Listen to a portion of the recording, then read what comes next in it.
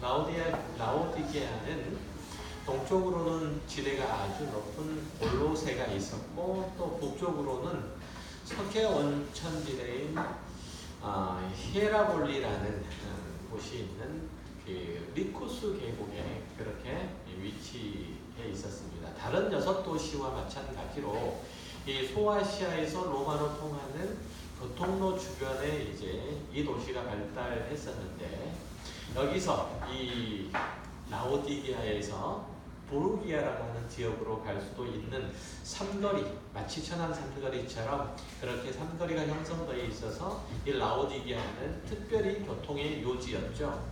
그래서 이 라오디게아는 소아시아의 행정의 중심지, 그리고 따라서 당연히 거기에 따른 여러 가지 산업들이 발달했었겠죠.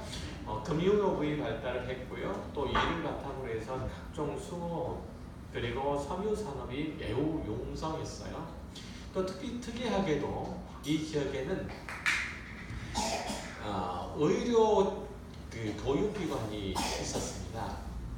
그리고 이제 이 교육기관을 바탕으로 해서 이 지역에는 여러 가지 약들이 개발되었는데 그 중에서 우리가 잘 아는 안약이 특별히 유명했어요. 뭐가 유명했다고요? 안약이 유명했어요. 딴 데 보고 있어서 제가 질문하는 거예요. 여기 오세요.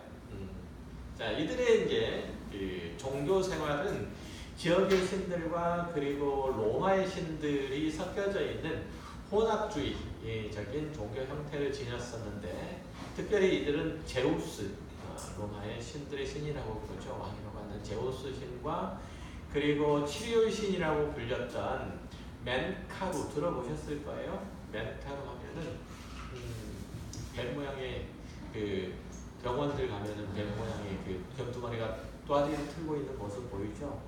그 형상으로 생각하시면 돼요. 이 멘카루를 섞였었고 그 때문인지 이제 이 지역에는 여러 가지 아까 말씀드렸던 것처럼 신약들이 개발되고 또 여기서 개발된 안약이 매우 효과가 있었던 걸로 그렇게 알려져서 많은 사람들이 안약을 찾기 위해서 이곳까지 왔었어요. 이로 말미암아서 라오디게아는 더욱 유명해지고 더욱 부유해졌죠. 다만 이 지역은 지난번에 뭐 배웠었죠? 지난 교회 빌라델피아 교회에 생각나는 지리적인 환경, 또 자연 환경 하면 뭐 생각나세요? 지진 많았다는 것.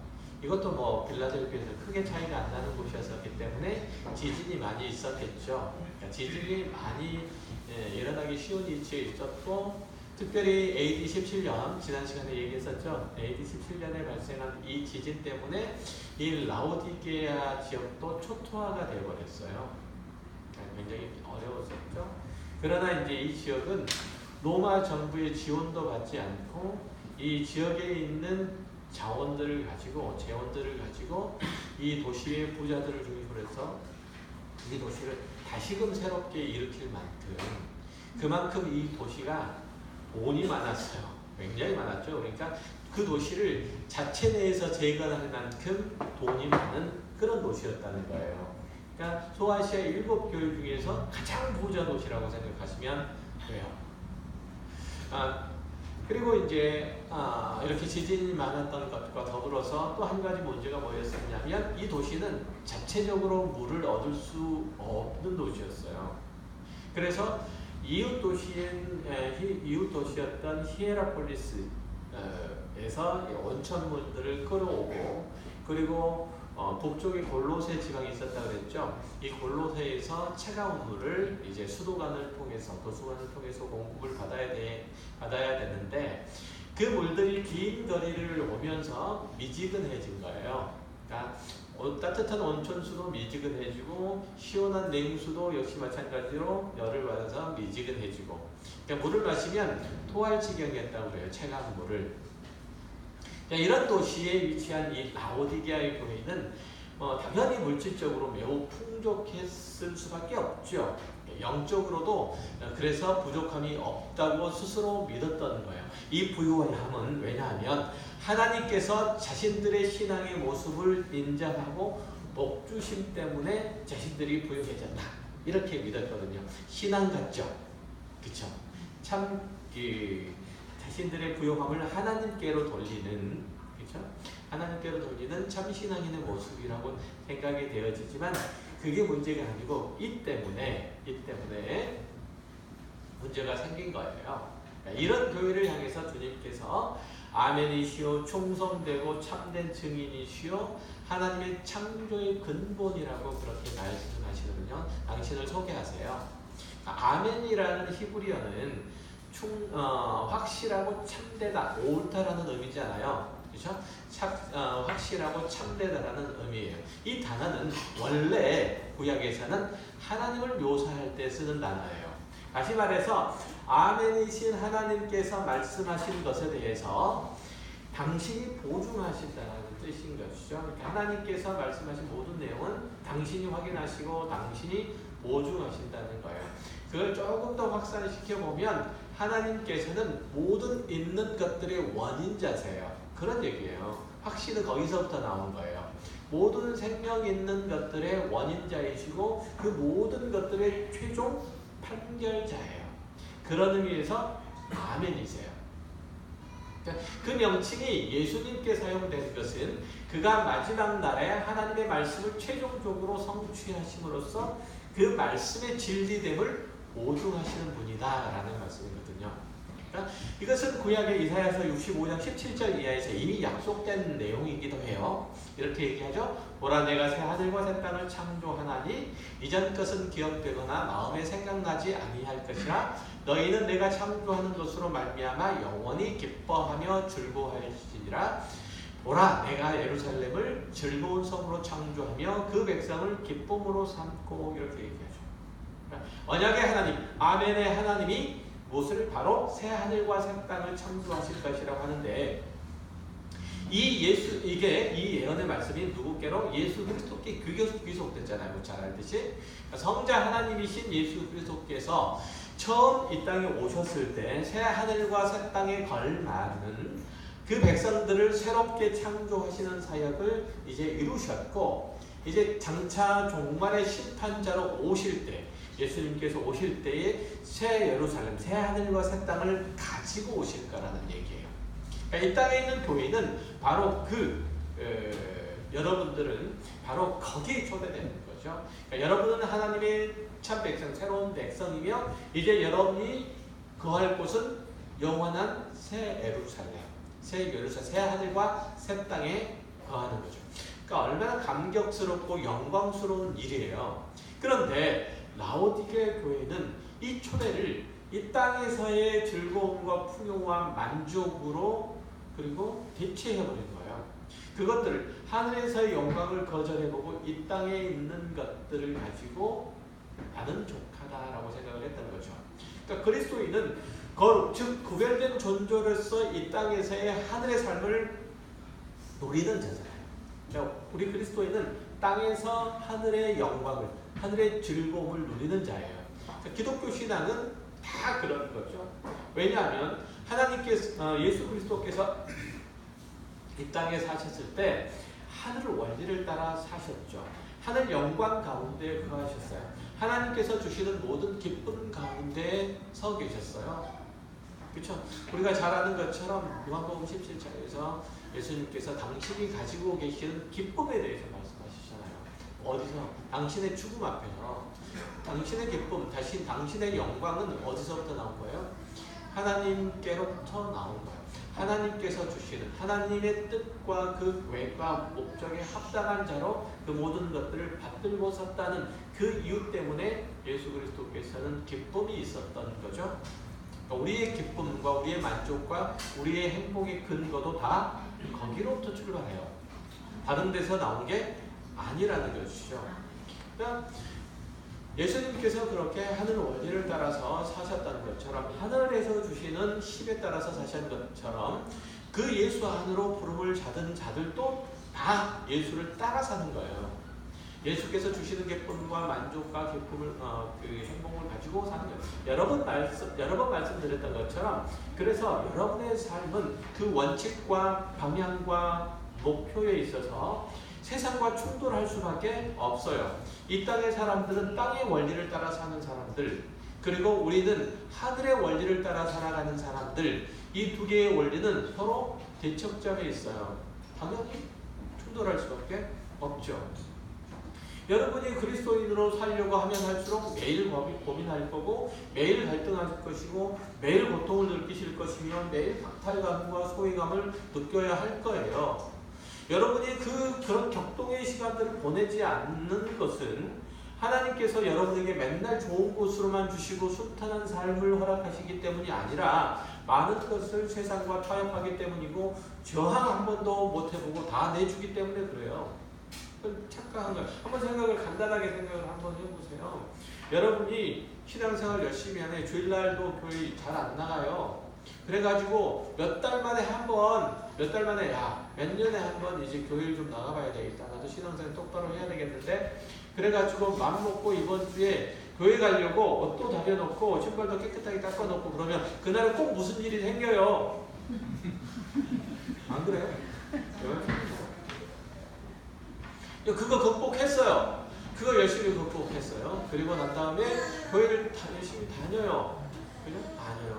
한 주, 도주, 석주 이렇게 다니면 이제는 그런 일들은 안 일어나요. 그런데 어떤 일들이 일어나는 줄 아세요? 평상시에 가만히 있던 남편이 주일날만 되면 속을 긁어대. 나도 이제 주일날 이제 은혜 좀 받아야 되겠다. 마음 가다듬고, 그리고 이제 하나님의 은혜를 생각하면서, 예배를 생각하면서 딱 준비를 하면은 그날따라 남편이 긁어대. 그래서 속을 딱 뒤집어 놔. 안 그래요? 제가 틀렸습니까? 이게 뭐예요? 이거 고난 아니야? 그리스도인을 겪는 고난, 쉽게 얘기하면 그럴 거예요. 뭐 굳이 거창한 거 얘기하지 않더라도. 그렇죠? 그런데 라오디게아 교인들은 이렇게 자신들이 세상에 끌려다니면서 세상의 가치와 원칙과 목적을 따라서 살아가면서 적당히 타협해서 어두운 풍요로운 삶을 자신들이 하나님의 용납하심을 입어서 하나님의 기뻐하심을 입어서 그렇게 되었다고 믿은 거예요. 그러니까 그들의 삶이 빈곤하고 팍팍하고 힘들었으면 하나님께 와서 읍소하거나 따져 묻거나 내가 왜 이렇게 살아야 됩니까? 라고 했을 텐데, 그래서라도 하나님께 나오고 하나님 뜻을 물었을 텐데 그들은 전혀 그럴 필요가 없었던 거예요. 한마디로 얘기하면 하나님께 기도할 필요가 없었던 거예요. 실상은 이게 훨씬 더 큰 문제죠. 그들이 자신의 신앙생활을 올바로 가고 있는지를 점검을 할 때 그들을 구원하셔서 그 몸으로 부르신 예수 그리스도의 뜻과 그 가르침에 합당하게 사는지로 가늠하는 게 아니라 세상의 물질적인 어떤 조건들, 즉 이 세계 삶을 사는데 불편함이 없는지를 가지고 측정하려고 하는 거예요. 이게 가장 심각한 문제예요. 이게 라오디게아 교회만 있습니까? 여러분에게 혹시 없습니까? 나에게 당장 어떤 일들이 생기면 내가 무슨 하나님께 죄 지을 만한 일들을 했나? 하나님을 섭섭하게 해드릴 만한 어떤 것들을 어떤 짓을 했나? 그것부터 따지잖아요. 내가 당장 병들면 하나님께서 나를 치신 건가? 그렇게 생각하잖아요. 점검을 하지 말라는 얘기는 아니지만 내가 현재 겪고 있는 모든 어려운 형편들을 뭐 때문이라고 생각하는 거예요. 그러니까 내가 그런 것들을 충분하게 누리지 못한 것들은 내가 하나님께 대하여 뭔가 잘못해서, 반대로 거꾸로 얘기하면 그런 것들을 충분히 누린다면 내가 뭔가를 하나님께 잘해서, 똑같은 얘기잖아요. 라오디게아 교회가 그런 거예요. 지금 그런 형편과 상황 가운데 있는 거죠. 오늘 14절에서 주님이 뭐라고 말씀하시죠? 14절에 창조의 근원이라고 당신을 소개하신 것도 이 라오디게아 교회의 성도들의 새로운 삶의 출발점이고 목적이고 이유라는 의미에서, 그러니까 세상의 물질적인 조건이 자신의 신앙을 측정하는 것이 아니고, 자신의 삶의 이유를 측정하는 것이 아니고, 그들의 삶을 가치 있게 만드는 것이 아니고 하나님께서 그렇다는 거예요.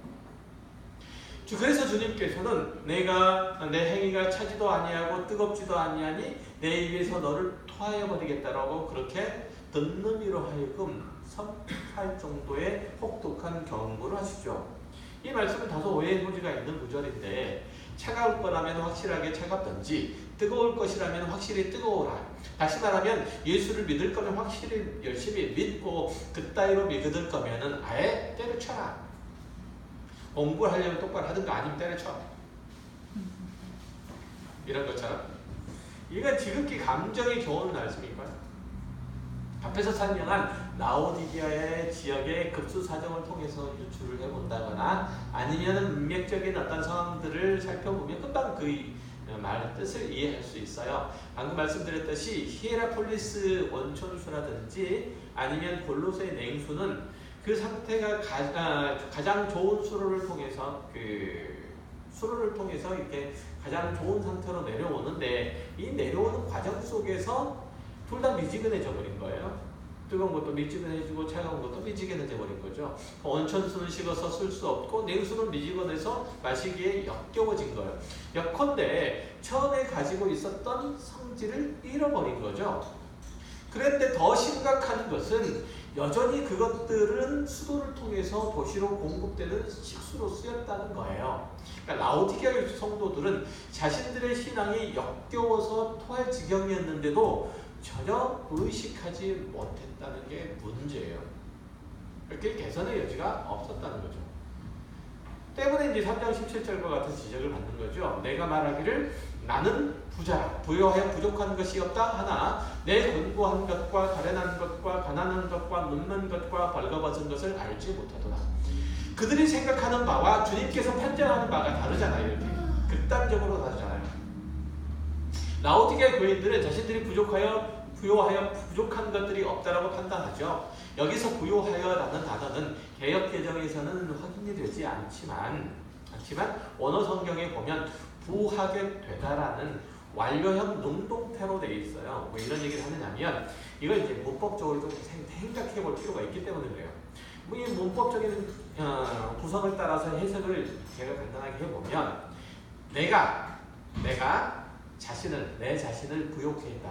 하늘을 스스로 돕는 자를 돕는다. 이런 식으로 내가 내 부요함을 스스로 쌓았다라고 생각하는 거죠. 다시 말해서 자신들이 열심히 노력해서 부자가 되고 그것에 스스로 만족했다는 거예요. 그 공을 겉으로 볼 때는 누구에게로 돌려요? 하나님께서 나를 부욕해 하셨다고 생각해요. 부욕해 하셨다. 분명히 그렇게 고백은 해요. 근데 실제적인 그들의 삶 속에서는 하나님이 부욕해 하셨다라고 인정하지 않아요. 그들의 삶 속에서는. 무슨 말씀인지 아세요? 여전히 그들은 그들의 힘과 능력, 때때로는 부정한 방법을 동원해서라도 자신의 부를 축적하는 거죠. 하나님을 외면하고서라도 그리고 이방신 앞에서 무릎을 꿇고서라도 자신이 취할 것은 취해야 되겠다고 생각하는 거예요. 그러면서 그들이 생각할 때 그들의 부요함은 어디서 나왔다고요? 하나님께로부터 나왔다고 생각한다니까요. 그리스도인들 중에 많은 이들이 그렇게 생각하지 않아요. 그죠? 그럼 무슨 딴 얘기하는 게 아니잖아요. 그러니까 그들이 절실히 하나님을 찾을 필요가 없는 거죠. 이와 비슷한 상황들이 구약의 역사에서도 흔히 찾아볼 수 있어요. 호세아서 12장 6절에 보면 그런즉 너희 하나님께로 돌아와서 인애와 정의를 지키며 항상 너희 하나님을 바랄지니라. 그는 상인이라 손에 거짓 저울을 가지고 속이기를 좋아하는도다. 에브라임이 말하기를 나는 실로 부자라. 내가 저물을 얻었는데 내가 수고한 모든 것 중에서 되라 할 만한 불의를 내게서 찾아낼 자가 없으리라 하거니와. 이렇게 얘기해요.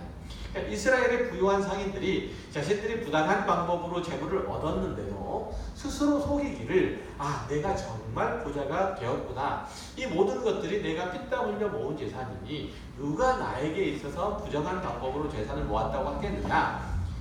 이런 얘기죠. 그러니까 이스라엘 백성들은 자신과 자신의 재산을 지켜나갈 방법을 힘이 있는 데서 다 강구한 거예요. 그러니까 상인들은 부당한 저울을 사용했고 권력을 가진 자들이 힘없는 자를 협박하는 그런 형태로 자신의 이익을 도모했다는 거예요. 그런데도 이스라엘 지도자들은 자신들이 부당하게 쌓아온 경제적인 부유함과 정치적인 권력을 하나님께로부터 왔다고 스스로 속이는 거예요. 답답해요. 스스로 속인 거예요.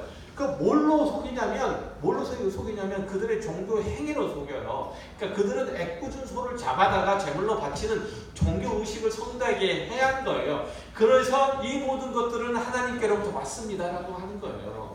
그렇게 하고서 고백한다니까요. 자신이 온갖 수단과 방법을 다 동원해서 할 수 있는 모든 짓을 다 동원해가지고 내가 재물을 긁어 모아. 그래가지고 요번 달에 아니 올해에 1억 원을 벌었어요. 예를 들면 1억 원 가지고 턱도 안 차지만 저는 과분한 돈이라고 그렇게 얘기하는 거예요. 여러분은 뭐 10억도 손에 뭐 마음이 안 차겠죠? 저는 1억도 가고 되는 거예요. 1억 원을 벌었어요. 그러면 그거 가지고 감사한금을 잔뜩 한단 말이에요. 예를 들어서 11조 1000만 원 하고 감사한금 500만 원 하고 이렇게 해요. 이 모든 것들이 하나님께로부터 온 거니 내가 하나님께로 드립니다. 자신이 수단과 방법을 다 동원해서 벌어놓고 그 속에는 악한 행위를 포함해서 여기서 얘기하는 부당한 저울을 사용하면서 그죠? 그렇게 했다는 거예요. 라오디게아 교회의 가장 심각한 문제는 자신들이 그리스도인이고 신앙생활을 잘하고 있는데 주님은 그것을 전혀 인정할 수 없는, 전혀 용납할 수 없는 불신앙의 행위라고 그렇게 판정하고 있는 점이에요. 그들은 나름대로 열심히 있는 신앙이 있다고 하는데 그 도시의 불신자들은 그들을 통해서 영적인 치료도인데 치료도 못 받고 생명도 얻지 못하는 거예요. 그들은 나는 그리스도인이다 라고 생각을 했는데 주변에 있는 신앙이 없는 사람들은 자기들과 라오디게아에 사는 그 교인들과 구별된 점을 전혀 찾을 수 없는 거예요.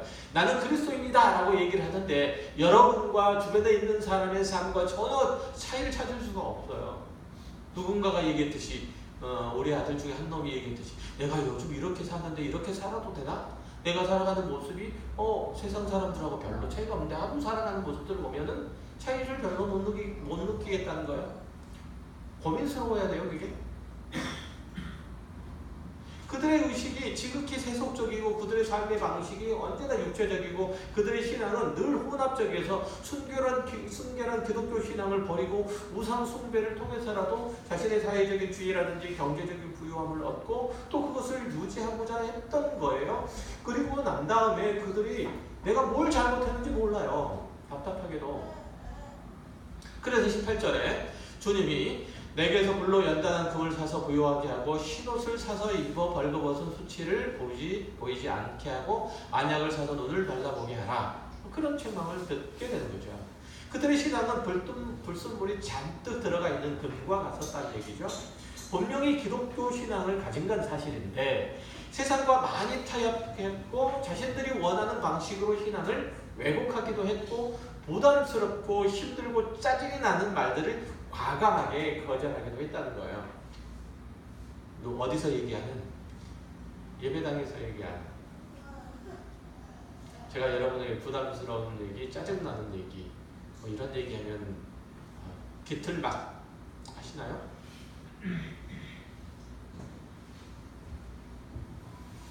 그랬다는 얘기죠. 그러니까 이런 복합적인 요소들 때문에 주님은 라오디게아 교회에게 불로 연단한 금을 사라고 책망하시죠. 그 의미는 그들의 삶의 내용과 목표들 가운데 하나님의 나라에서는 전혀 인정받지 못할 세상적인 것들과 이교적인 것들이 있어서 이것들을 다 불태워 순결한 신앙을 가져라 이렇게 촉구하고 있는 거예요. 이 정도면 됐지라고 생각하지 마시란 말이에요. 아시겠어요? 이 정도면 됐지 않냐? 스스로 와. 물론 더 좋은 신앙을 하기 위해서 스스로 힘을 갖는 건 좋은데 그거 가지고 자화자찬하고 자의하고 그렇게 주저앉지 말란 말이에요. 그러나 한편으로는 한 사람의 신앙이 불로 연단한 금, 다시 말해서 정금 같은 모습이 있을 수 있을까라는 의문을 던져볼 수도 있죠.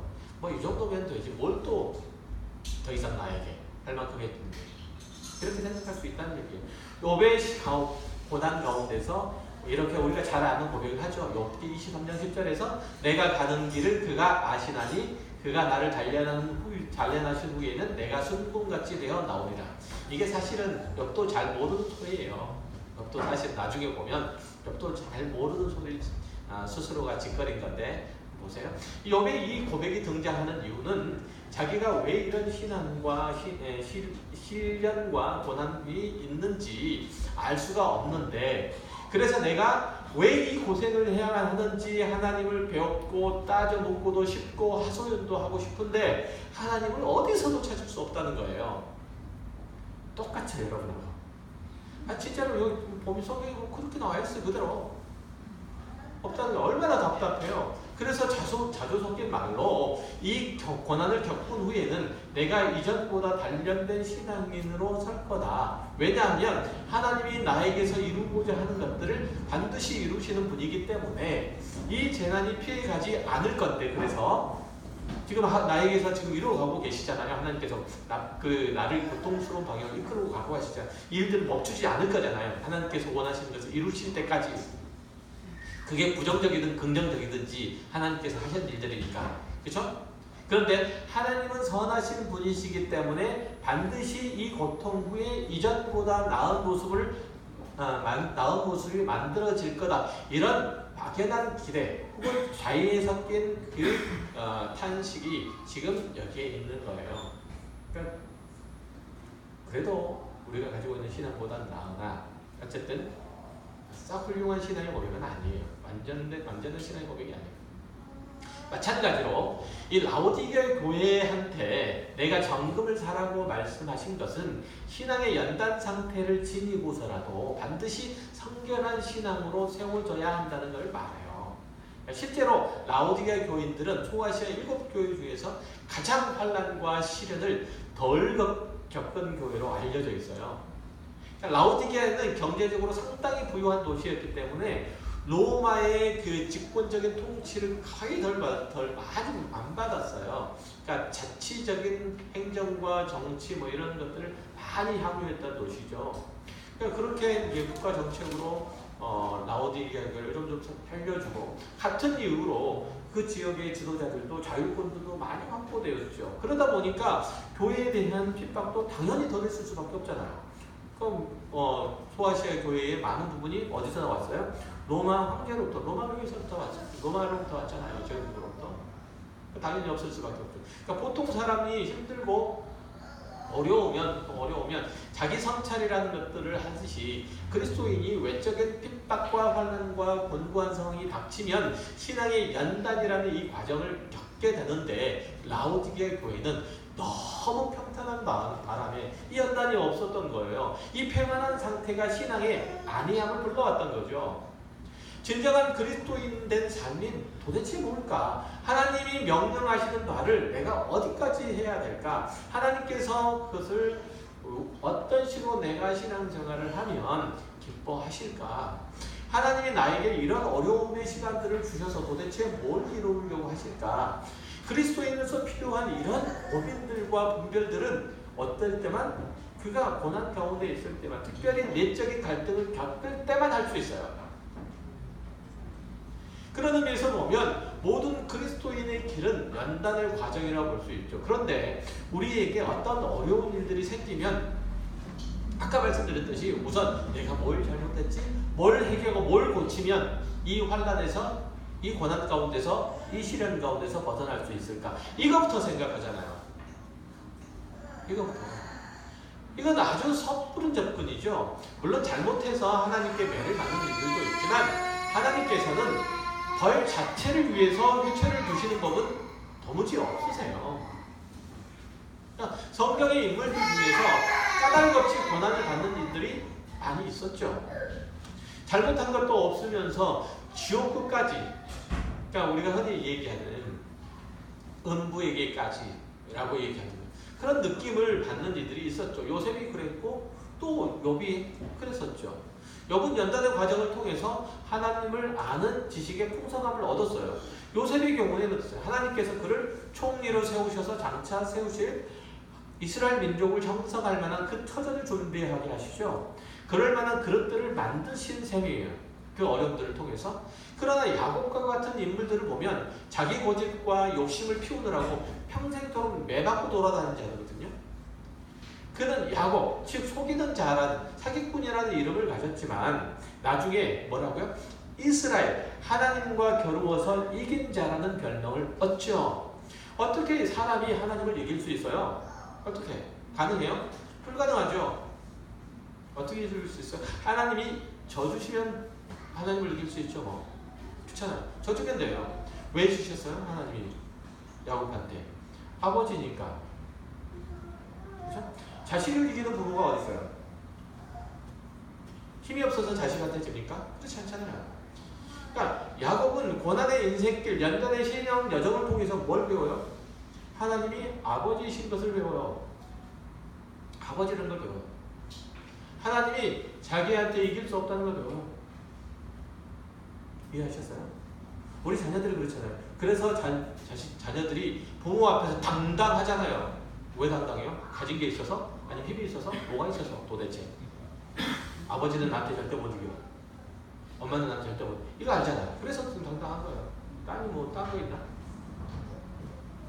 우리 신앙은 성도로서 마땅히 걸어가야 한 가시밭길 같은 길들을 통과하면서 불순물들을 걷어내죠. 그리고 정금을 얻게 되는 거예요.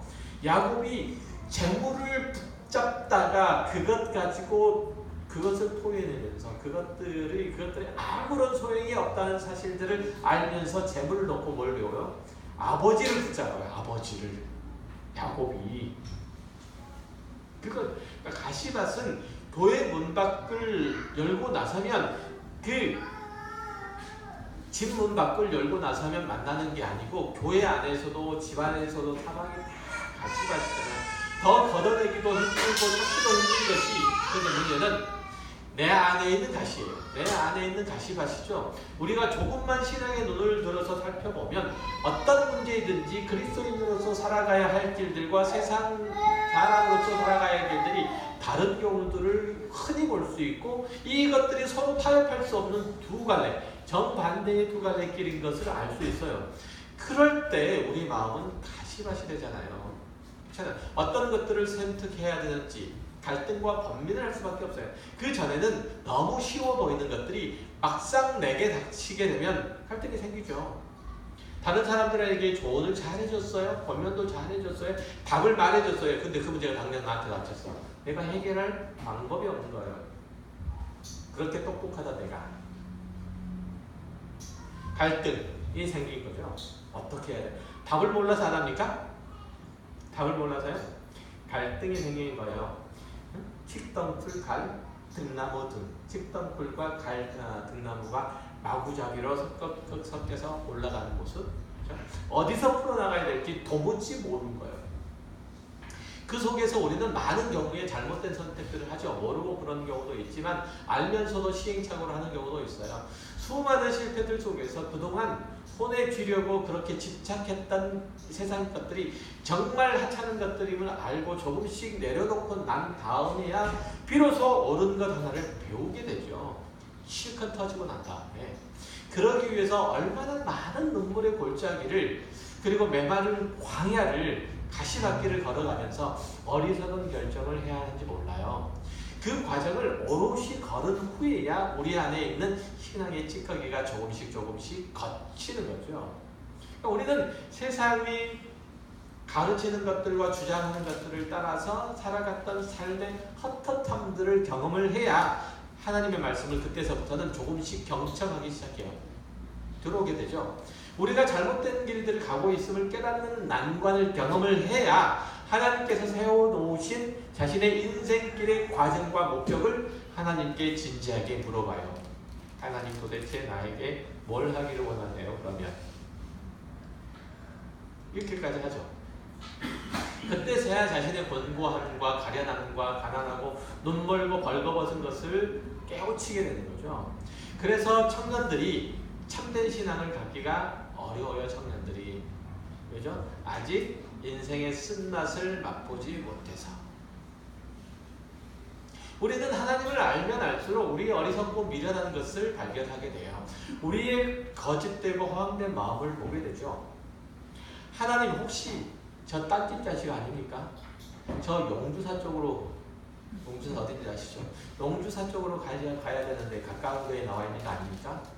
이런 반응을 할지언정 난 저 사람과 달라. 난 정말 잘하고 있어. 경건생활 면에서나 일상생활하는 면에서나 부족한 게 없어. 난 참으로 부유하고 만족한 삶을 살아. 난 저렇게 원색적이고 세련되지 않게 신앙생활하면서 딱 질색이야. 이런 반응이 나올 수 없다고 하나님을 만난 사람은, 인생의 헛헛함을 경험한 사람들은, 우리가 영적으로 아무리 많은 것들을 경험하고 누리고 또 그 열매를 맺는다고 할지라도 그 모든 것들은 하나님께서 주신 것들이기 때문에 자랑할 수 없다는 게 뭘 경험하고 인생의 밑바닥을 경험하고 난 다음에는 알아요. 오히려 하나님을 아는 사람들은 그래서 주변에 있는 환경을 구하는 게 아니고 하나님 자신을 구하죠.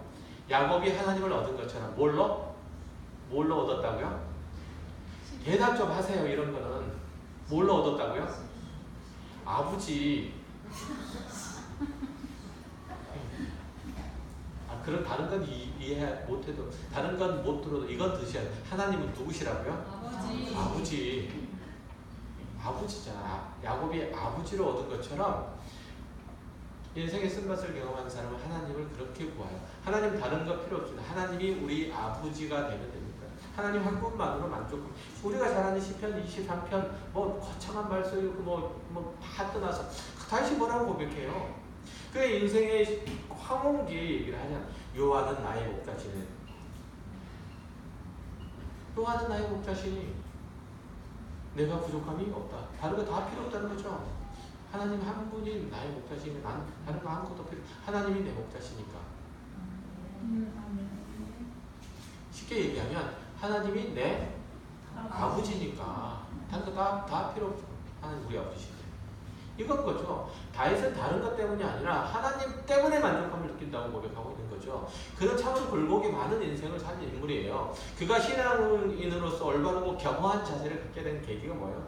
밧세바의 간음 사건들을 통해서, 그리고 자기 아들 압살롬의 반역으로 인해서 인간과 삶의 깊은 절망들을 하게 되죠. 자신의 아들까지도 하는 그 똑똑하고 잘난 아들이 자기를 죽이겠다고 덤비는 거예요. 그렇게 자기가 자랑스러워하고 자기가 그렇게 아꼈던 아들이 압살롬이 자기를 죽이겠다고 덤비는 거예요. 얼마나 절망스러워요. 그래서 사람은 한 치 앞도 못 내다보는 그런 근시안인 것과 자신 외에는 아무것도 알고 싶어하지 않는 이기적인 생각과 세상을 향해서 품었던 그런 마음들, 그런 헛된 욕심들로 가득 찬 그런 존재라는 것을 알고서야 비로소 다윗은 신앙과 삶에 대한 새로운 지평이 열리는 거예요. 자기 마음에 있는 불순물을 다 제거하니까 비로소 주는 제사를 원하지 않습니다. 만약에 원했더라면 제가 제사를 드렸을 겁니다. 주는 예배를 원하지 않습니다. 원했더라면 제가 예배를 드릴게요. 주님이 원하시는 것은 상한 심령입니다. 그래서 내가 주님 앞에 와서 울 수밖에 없는 거예요. 통회할 수밖에 없는 거예요. 마음을 주님께서 외면하지 않을까라는 사실을 알고 때로는 탄식에, 때로는 감격에 어린 마음으로 복합적인 이 감정을 가지고 주님 앞에 나와서 흐느낄 수밖에 없는 거예요. 그래서 사도 베드로는 그에게 이렇게 가르치고 있죠. 베드로전서 1장 6절에서 그러므로 너희가 이제 여러 가지 시험으로 말미암아 잠깐 근심하게 되지 않을 수 없으나 오히려 크게 기뻐하는도다. 너희 믿음의 확실함은 불로 연단하여도 없어질 금보다 더 귀하여 예수 그리스도께서 나타나실 때에 칭찬과 영광과 존귀를 얻게 할 것이니라. 하나님께서 우리에게 칭찬하시려고 우리를 당신의 뭘로? 면류관으로 쓰시려고. 자식은 부모의 뭐죠? 면류관. 하나님께서 우리를 당신의 면류관으로 쓰시려고 우리를 부르셨다는 거예요. 우리의 믿음의 시련들은 예수 그리스도께서 나타나실 때에 칭찬과 영광과 존귀를 얻게 하시려고 다듬으시는 과정, 면류관을 만들고 계시는 과정이에요. 이 과정을 겪어야 정말 그리스도인다워져요. 새벽 4시에 술이 떡이 돼가지고 집에 들어온 남편에게 무슨 소리라도 한마디 해줘야 내 속이 풀릴 것 같은데 그걸 꾹 참고 북엇국을 끓여서 남편 속을 풀어줘. 내 속을 푸는 게 아니라. 이 그리스도의 신앙이 다른 게 아니잖아요. 제가 어제 시간이 많이 없었어요. 설교를 준비를 하는데. 그럼 무슨 뜻인 줄 아세요? 설교 시간이 길어진다는 뜻이에요. 아시죠? 한두 번 경험하면 아시죠? 12시 1분이에요. 오늘 되게 길어질 거예요. 설교 준비 진짜 많이 못했어요. 설교가 길어진 거예요.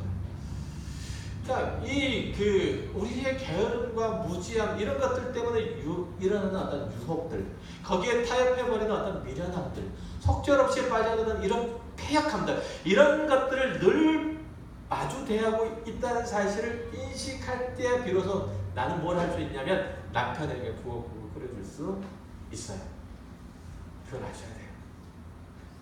잘 알고 있고 잘할 수 있다고 생각하는 것들에 우리는 속고지고 넘어져요. 그러니까 오해 없게 들기를 바라요. 제가 여러분에게 말씀을 부지런히 가르치는 이유는 말씀을 겸손히 받고 자신에게 적용하라는 거예요. 안다고 떠버리고 까불지 말라는 거예요. 어느 집사님이 저에게 고백하신 말씀, 목사님, 저 머릿속에서 안다고 생각하는 것들이 손발로 내려가는데 걸린 시간이 20년입니다. 20년. 이 머리에서 여기까지 오는데 20년 걸렸대요. 물리적인 거리는 한 40cm, 50cm밖에 안 되는데. 이해되시죠? 충분히 이해되실 거예요.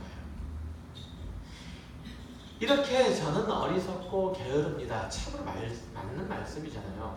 다윗이 평생에 걸쳐서 험악한 세월들을 보내고 여러 번 실패를 거듭하면서 자신이 어떤 존재인지 깨닫고 난 후에 여호와는 나의 목자시니 내가 부족함이 없다 라고 고백한 거예요. 그리고서 비로소 세상에 대해서 손에 쥐고 있는 것들을 내려놓고 자신에 대해서 스스로 항복하게 된 거죠.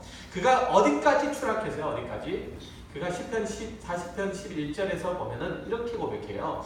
여호와여 주의 긍휼을 내게 거두지 마시고 주의 인자와 진리로 나를 항상 보호하소서. 수많은 재앙이 나를 둘러싸고 죄악이 나를 덮침으로 우러러볼 수도 없으며 죄가 나의 머리털보다 많으므로 내가 낙심하였음이니라. 여호와여 은총을 베푸사 나를 구원하소서. 여호와여 속히 나를 도우소서. 이렇게 얘기하는 거죠.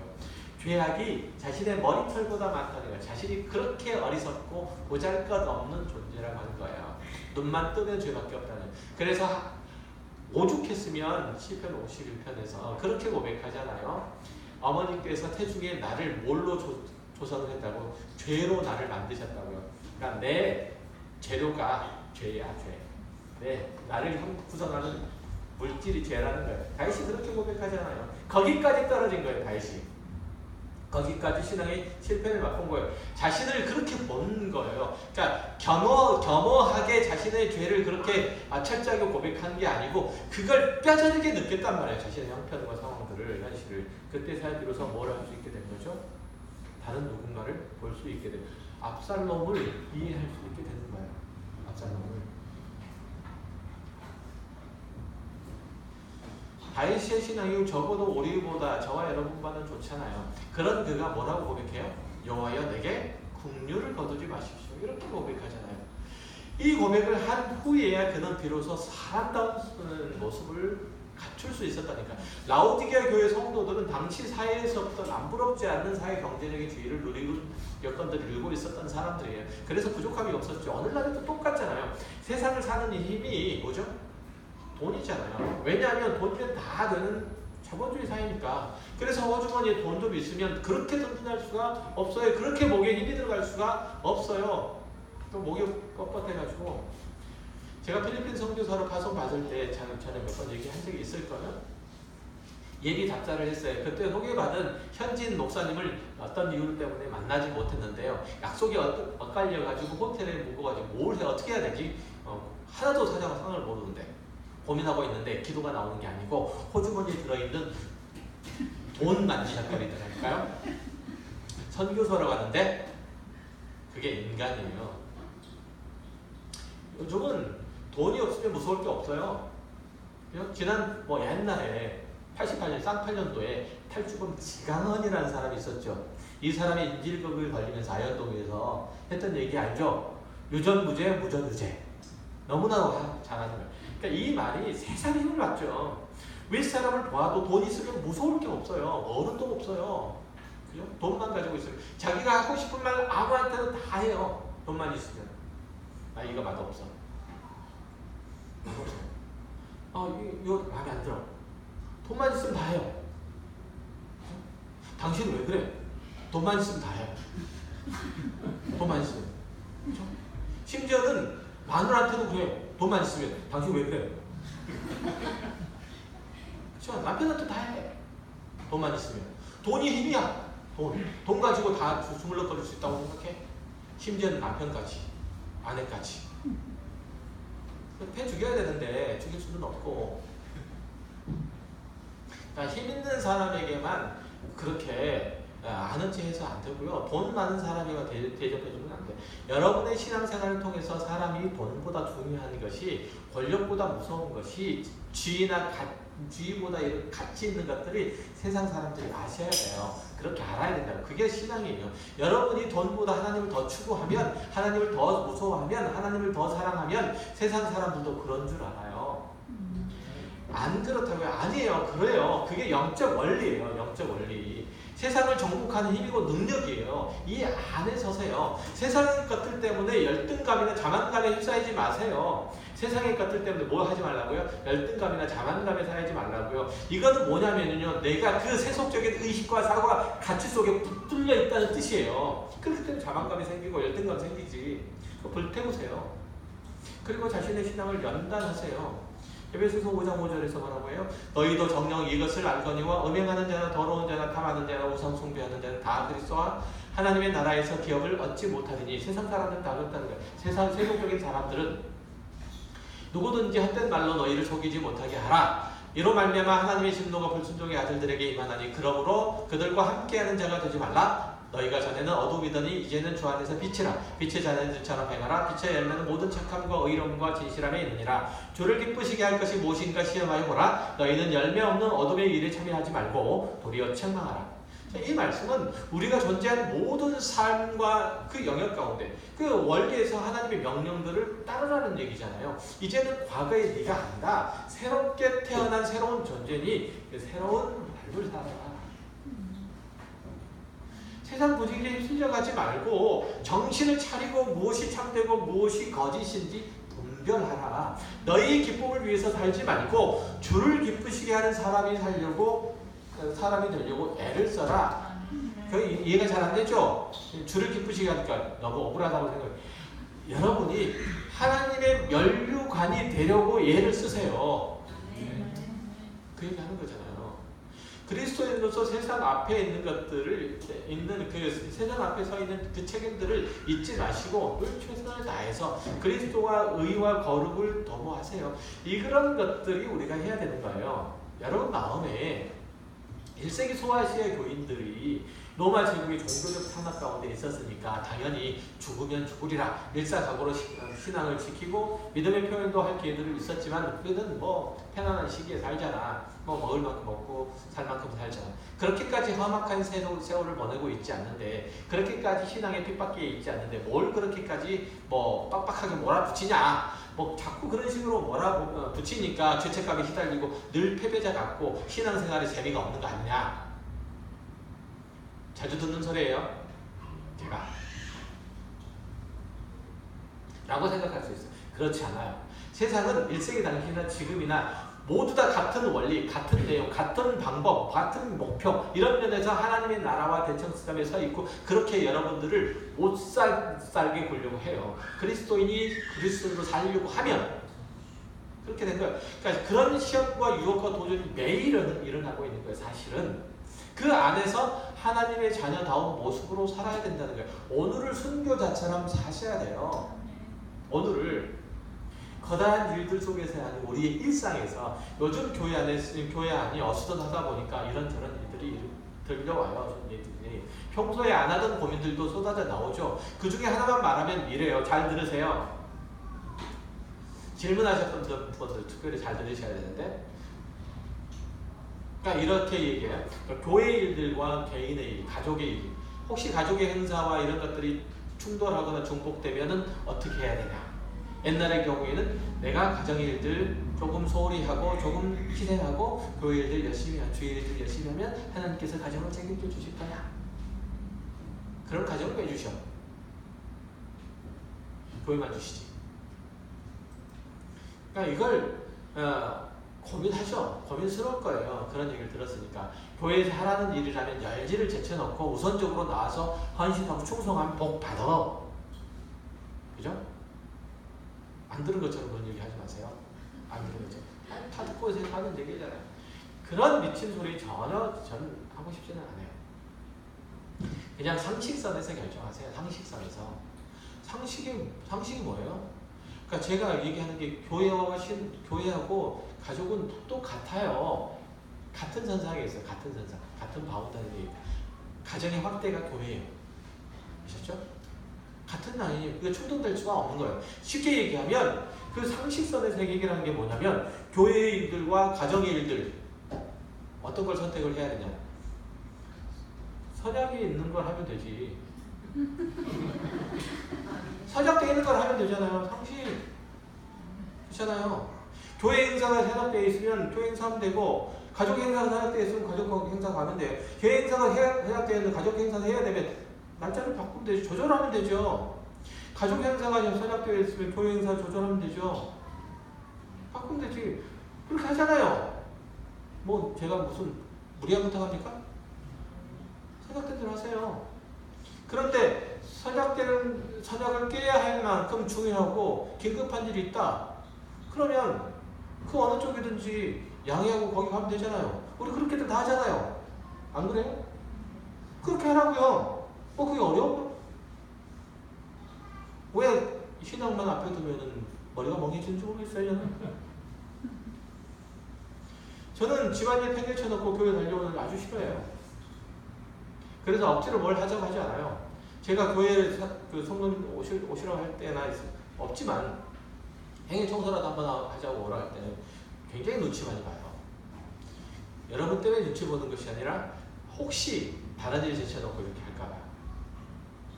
그러니까 본질에 관한 일들이 아니라면 괜히 신앙 들먹거리면서 나는 이렇게 주의 일들이라면 열일을 마다하지 않았어. 이렇게 자기 기만하지 마세요. 그렇게 핑계 대지 말라고 제가 교회 안 부르는 거예요. 일상에서 사세요. 그렇게 하고서 하나님 제가 이렇게 열기를 제쳐두고 주의 일들을 했는데 하나님 우리 남편 우리 아들 이거 하나 이렇게 하지 마세요.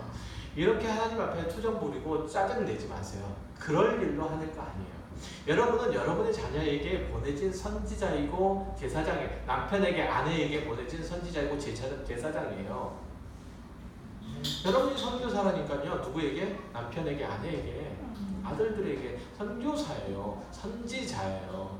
하나님의 말씀으로 교훈하고 훈계하고 하나님의 사랑을 돌보세요. 그들이 세상적인 시각과 가치와 삶의 내용들을 가지고 살아가는 모습들을 볼 때 두려운 마음으로 그들을 가르치셔야 돼요. 공부 열심히 해서 편안하게 일해야 되고 돈 많이 벌어야 되는데 저놈이 공부 안 해. 라고 편안하게 살지 못할 삶, 아들의 삶을 생각하다 보니까 억장이 무너지는 게 아니고 저가 하나님의 사람으로 살지 못하는 것 때문에 억장이 무너져야 된다니까요.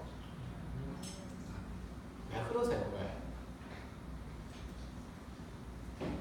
그 공부 열심히 해가지고 편안하게 일을 하고 돈 많이 벌려고 가르치고 그렇게 되도록 우리 아이 좋은 학교에 보내주세요. 사실 기도하잖아요. 교회에 와가지고 그렇게 해달라고.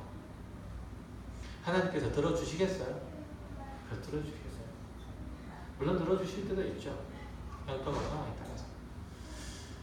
이렇게 기도하지 말고 아이들이 정직하고 성실하고 바르고 하나님을 두려워하는 자로 살도록 기도하시고 그렇게 살지 못할 때 화를 내세요.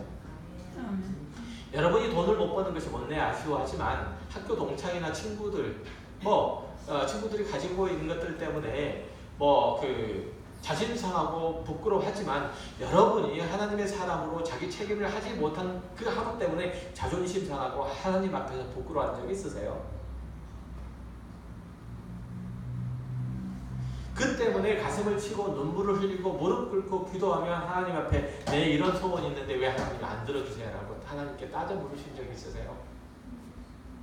하나님이 내 멸류관이시라며 그런데 왜 멸류관이 있다고야?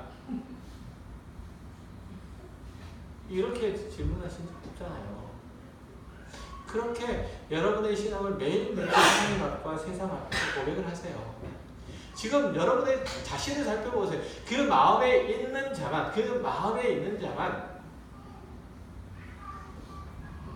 혹은 열등의식이 어디에 있는지 그것들을 보셔야 돼요. 내 마음에 있는 이 자만이, 이 마음에 있는 열등의식이 어디서 나오는지 보세요. 잘 쳐줘도 90%는 다 새 속에 찌든 여러분의 마음에서 나온 거예요. 하나님이 주신 거 아니에요. 그것들을 불러 연단하세요. 여러분은 땅이 아니라 하늘의 보화를 쌓는 사람들이에요. 은행이나 저축을 한다거나 은행에 갖다 놓는다거나 다른 데 투자하지 말고 교회에 바치라는 얘기가 아니고, 주어진 재물과 재능과 지위와 권세 같은 것들로 하나님의 의를 살아고요. 하나님의 사랑을 표현하라고요. 하나님의 은혜를 나누라고요. 하나님의 거룩을 세상 앞에 고백하라고요. 그것들 가지고 하나님의 나라를 사세요. 하나님 나라를 살아가세요. 그것들을 가지고. 딴 얘기하는 거 아니잖아요. 교회 와서 바치라는 얘기. 그것들을 가지고 하나님의 나라를 살아가세요. 내가 하나님의 사람인 것을 표현하세요. 드러내세요. 신앙의 고백을 하세요. 그것들을 가지고. 이런 거예요. 오늘 본문에서 주님이 어디 계시다고 해요? 어디 계시다고 그러죠? 어디 계시다고 해요? 문 밖에. 이 사실을 염두에 두세요. 어디 계시다고요? 바로 문 밖에. 여러분 문 밖에 다 오셨어요. 어떻게 하실 거예요? 이 사실들을 기억하시면 모든 면에서 그리스도의 충성과 헌신을 다하시길 주의 이름으로 축원합니다.